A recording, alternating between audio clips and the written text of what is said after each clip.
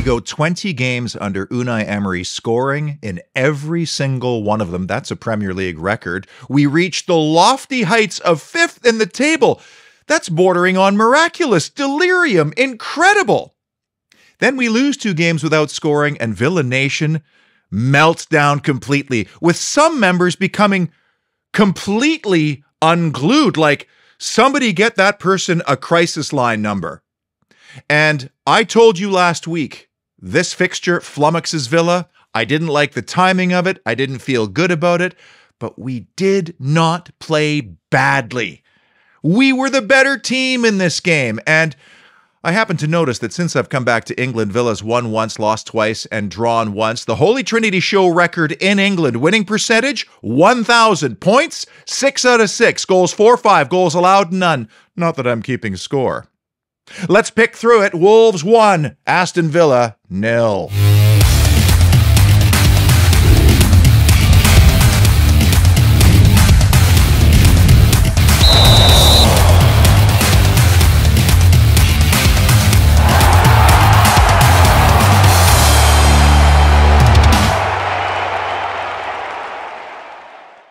It's not the first time I've said this after a game, but the reaction to that match is utterly bizarre. Not just on social media, but messages I get, people just becoming absolutely unglued. I don't get it. Sure, it's annoying if you have to go to work and there are dingles in your office and you're getting chirped by them. I understand that part. That's irritating.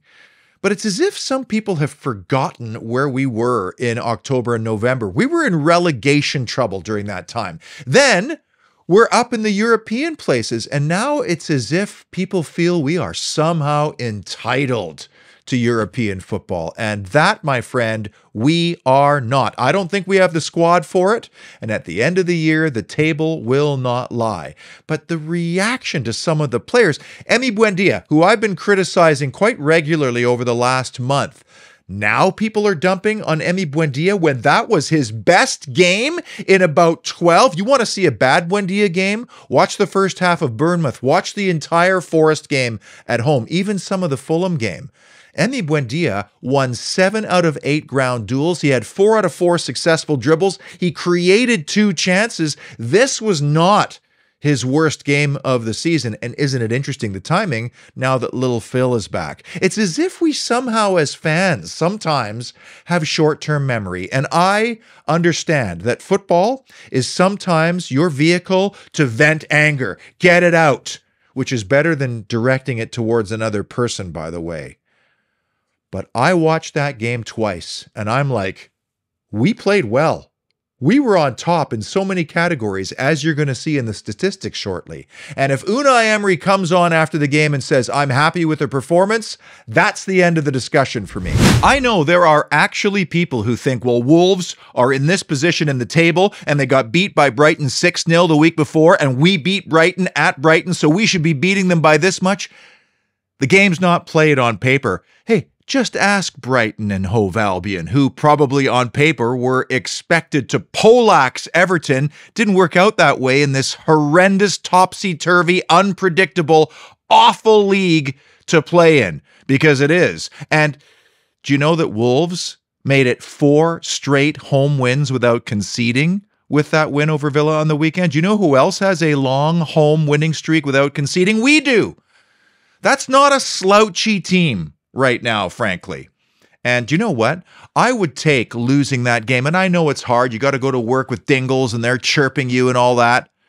But I would take losing that fixture every single year in exchange for our owners, our manager, our stadium, our direction, our ambition, and our table position. I'll take our table position, all those other things if you want to win that fixture every year, you fill your boots. I'll take that and everything else, because we are in the best position that we have been in my life, save for the 82 times. But even that wasn't sustainable. Even Randy Lerner and those 3 years under Martin O'Neill, we knew what kind of owner Randy Lerner turned out to be. Nassif Sawiris and Wes Edens are not those owners. These guys are ambitious, and they're now backing it up by appointing the right people in the right places. I will take that loss every single season if it means keeping everything else. Thank you very much. What blows me away about football in England is that Wolverhampton Wanderers are one of the founding members of the Football League, along with Aston Villa, of course, and West Bromwich Albion, all of which are about a 45-minute drive from one another. That's what's incredible. At this stage, it's not about Samir being a correspondent either. It's about him being a kit model. I'd love to see this man's walk-in closet. Another cracker. He was brave enough to wear his kit, by the way, because he knew full well upon leaving he'd probably be a target, especially after a loss. Weird stadium. Never really fancied it, to be honest. Justin Hawthorne called it the Golden Palace. What I do love about it, though, knowing that Robert Plant is a big fan of Wolves, is how they play the Kashmir riff. Because Physical Graffiti is an album that I wore out. I played it so often. We call this the Holy Trinity Show because we like three things, and we like the Trinity Road stand. And it's the three key issues or moments that defined Wolverhampton 1, Aston Villa 0, starting with the key statistics, all of which were bossed by the away side. This is why I don't understand the vitriol over this particular performance. And I looked at fouls committed because this is just another indication of how one team had to be stopped illegally by the other in every metric. Look at this. XG, total shots and shots on target, the accurate passing, the big chances created, and the possession. Look at the possession. And how many times did Wolves have to foul Aston Villa? Well, almost 2-1, because at times they couldn't stop them. Contentious moment, the non-handball decision from the first half. I don't know what handball is anymore anyway, but I'm watching the Newcastle-Arsenal game. It took the referee 7 replays to determine that Granit Xhaka did not block the ball on the way to goal, and so a penalty was not given there. In this case, hand not really in a natural position. Ball deviates its course off of it. Kind of reminded me a little bit of the Luke Shaw one from Manchester United at Brighton on Friday, which ultimately decided the game. To use the cliche, we've seen those Shea given, and that's the problem with this law. It would have been an incredibly chintzy penalty because we've been done by those before. Bottom line is, you got to be consistent though. And I've done a show on the handball law and how much I hate it and how much it needs to change and my solutions to changing it. Feel free if you want to watch. Surprising issue, the Dendoncker-Podence midfield marquee matchup I predicted last week never materialized. Bertrand Traore starts on the right-hand side, I think presumably because Unai Emery didn't feel that Leon Bailey was able to start. He certainly couldn't go 90, so bring him on when everybody else's legs are tired. I sort of understand that, and maybe he wanted a slightly more creative presence than Dendoncker in midfield, and that role fell to John McGinn, and I have to say, I enjoyed John McGinn's performance of late. It seems like he is able to evade tackles, get away from pressure, and make enough space for himself to then play the ball.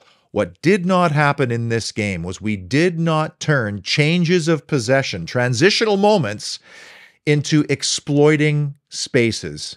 You know, we'd win the ball through a tackle or an interception. We could not turn that into opportunities, and some of the credit has to go to Wolves.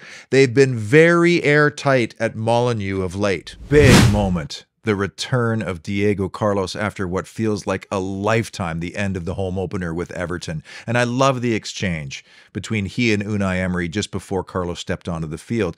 I think Unai Emery keeps a very professional distance from his players at times, which I'm totally okay with. He is the boss. But on this occasion, there was that wonderful warm moment of humanity where he recognized how difficult the mental challenge of coming back from an injury like that would have been, in addition to what he would have had to have done physically. An awful, awful injury.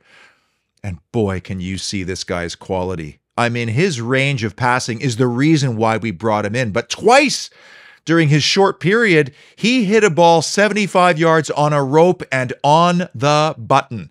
And I'm going to be fascinated to know if, when, and how Unai Emery is going to incorporate him into the squad, whether he will or not, or whether it'll be more like this, adding him near the end. But that's an interesting one to watch because right now, it's hard to say drop Mings or Konza. They've done nothing wrong. Big moment.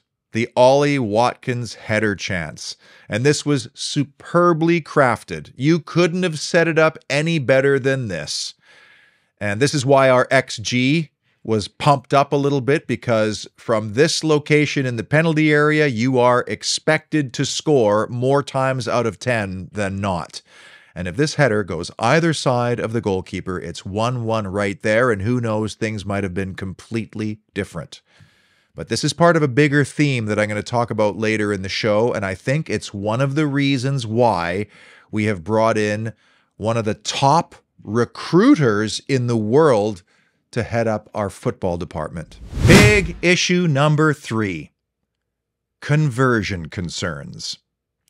Among the many things that Unai Emery has drastically improved since joining is chance creation in the front third, and we do it several different ways, sometimes through a slow, methodical build-up, sometimes through pressing, and sometimes through transition, where we steal, we break, and we accelerate through the middle and front thirds.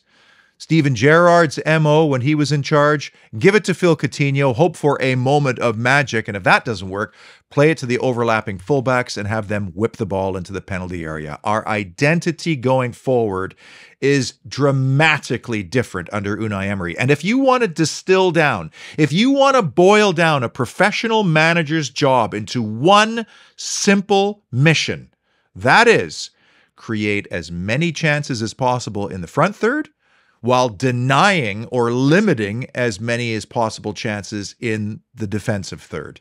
And he has done that. The one thing Unai Emery cannot do, however, is to take those chances in the game's biggest moments. He can help strikers with their technique and their positioning, but in those critical moments in games, because sometimes they don't come around an awful lot, he cannot finish those chances. That's up to the players. And I believe our numbers will show that our players are not converting those chances consistently enough. And this is why I think we are recruiting and about to announce our new head of football, whose job it is to go and land precisely those players who have demonstrated over a long period in their career in the top leagues in the world that they are able to convert chances. These are not players that we think might convert at 23 years of age. These are 24, 25, and maybe even 26-year-olds who have demonstrated their ability to convert and make the most of the chances that they're given. And those players cost money. I think we're going to have to shatter our transfer record in order to land them. But is it worth it? If in games like this one, you turn no points into 1 or 1 point into 3, absolutely, I believe it's worth it. I ran some numbers going back to Unai Emery's arrival because I wanted to determine what our average attempts on target number was since he's arrived. And that number is 11.22. I don't know if that's good or not because I haven't compared with other Premier League teams, but to me, 11.22 times you get into the front third and you're attempting a shot, that doesn't sound terrible to me. The problem is our average shots on target is 3.77, so well below 4. And when you divide attempts by actual shots on target, what you get is a 2.98 valuation. So just under 3, meaning it takes Aston Villa 3 attempts at target to hit the target once. Now, again, I'm not going to look at all the other Premier League teams and find out whether 11.22 is good or not or what they're doing. The bottom line is, if we know it takes 3 attempts to get 1 shot on target, then we have 2 choices. Either we have more attempts on target or we narrow that gap between the numbers. So instead of being 1 every 3 shots, what if it was 1.25 or 1.5 over the course of a season? That would make a difference, and then we distill it down further.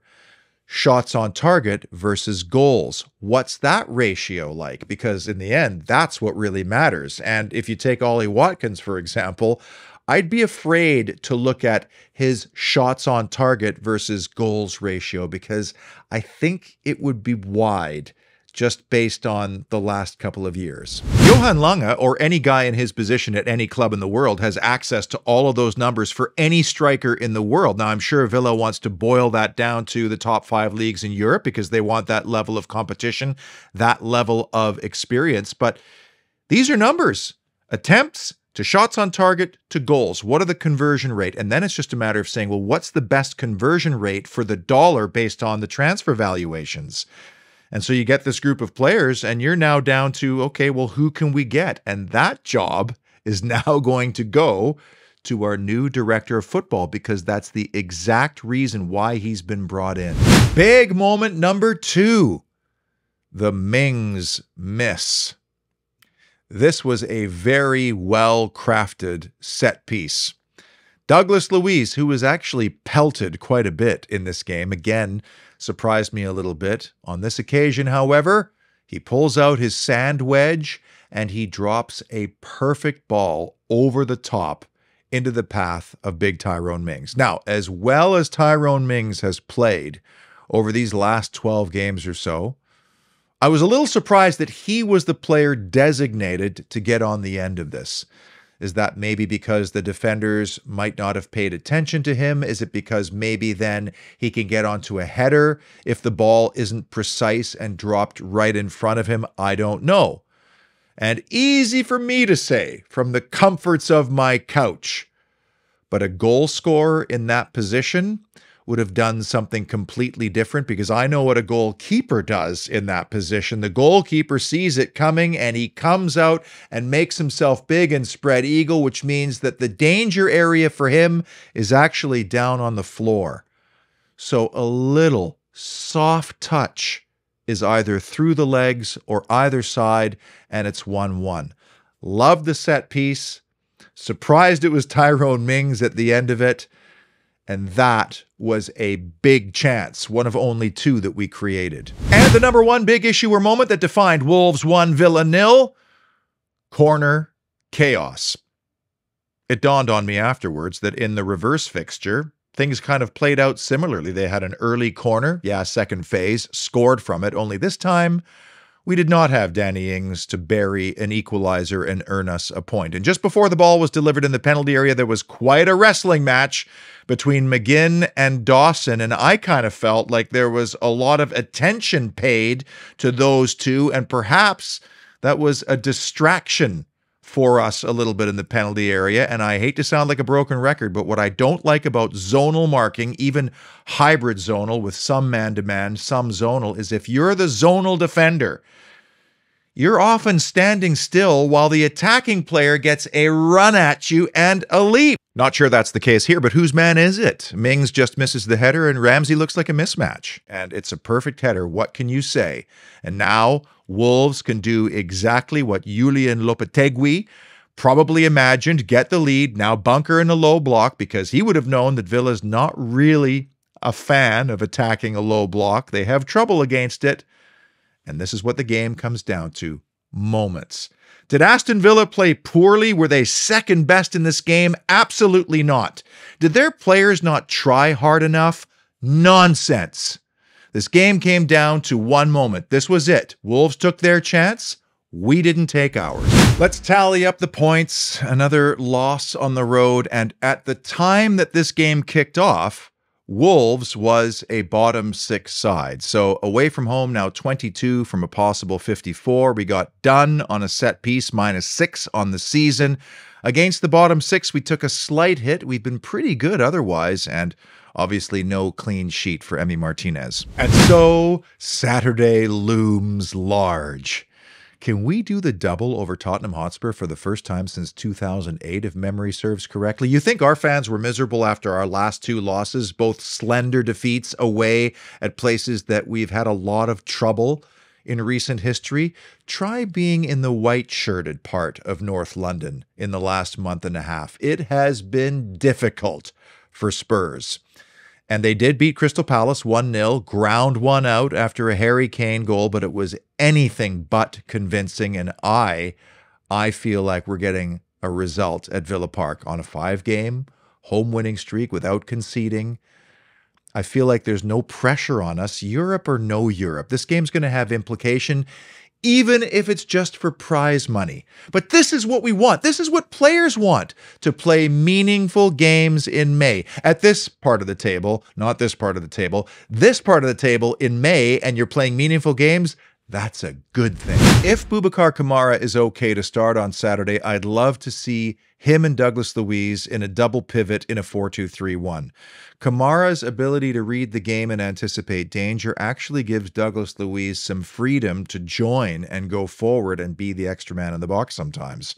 I'd also love to see John McGinn start and play as a number 10. That's where he wants to play. He told Unai Emery that. And of late, John McGinn in the middle of the field has been strong behind Ollie Watkins and with Jacob Ramsey on the left, because Ramsey, very good at home this year. I think Leon Bailey still provides us with the most danger on the right simply because of his pace and his ability to cut in and shoot on his left foot. But you know what? Emi Buendia's best spell in his career with Norwich was on the right side of a 4-2-3-1 in that 3.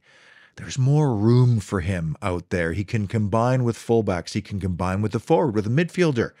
He could still thread passes through, but he's not in the congestion and in that physical battle in the middle of the park. No matter how he lines up on Saturday, I don't care, because in Unai, I trust. Lastly, I told you during the Manchester United show that I had some big news to share, and it turns out my trip to England was far more life-changing and transformative than I ever would have thought. I mean, the point of the trip for me was to cross a major item off my bucket list, a 43-year item, and my fear was, like, is that going to be it? Is that going to be the end? I've done it, and then now what?